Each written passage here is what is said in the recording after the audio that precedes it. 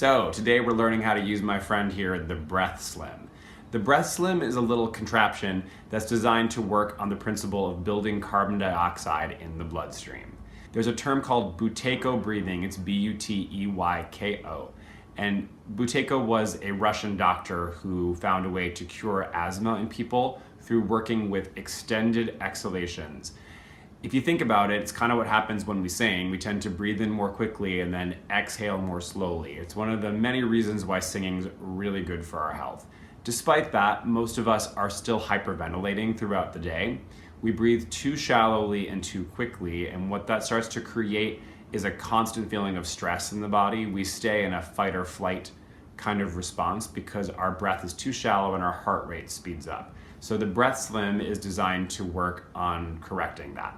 So what you do is you fill it up with a little bit of water. You can probably see there's some lines here. So you can start with the lowest line. As you get better at it, you can go to the middle and the top. What happens is we're going to breathe in and out through this little mouthpiece right here, and the water is going to provide resistance. So the first round is to work on breathing in through the nose and blowing it out through the mouth like this.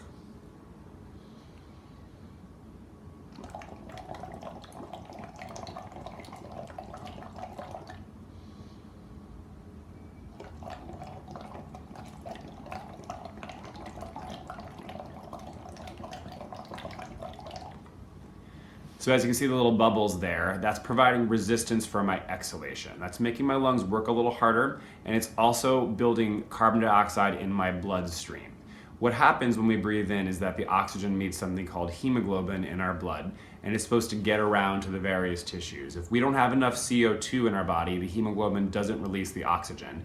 In other words, you don't get any of the benefit from breathing.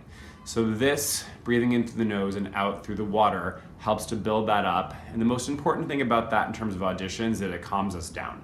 When we have that more CO2 in our body, the brain chills out, we focus better, we integrate information better, and we generally feel more ready to do our work.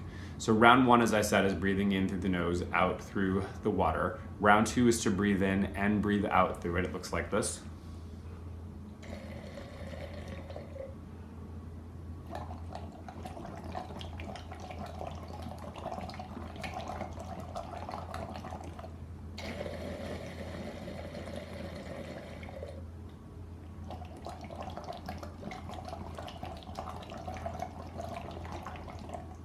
If that feels comfortable for you, then you can start to fill the water up higher, and that will increase the degree of resistance.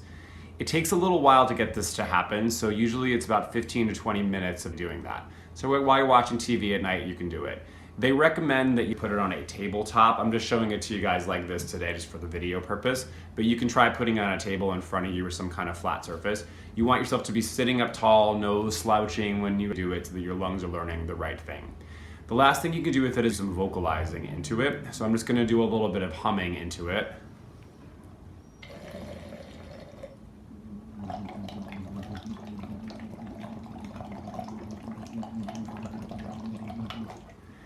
This is an awesome way to check how my breath is leaving.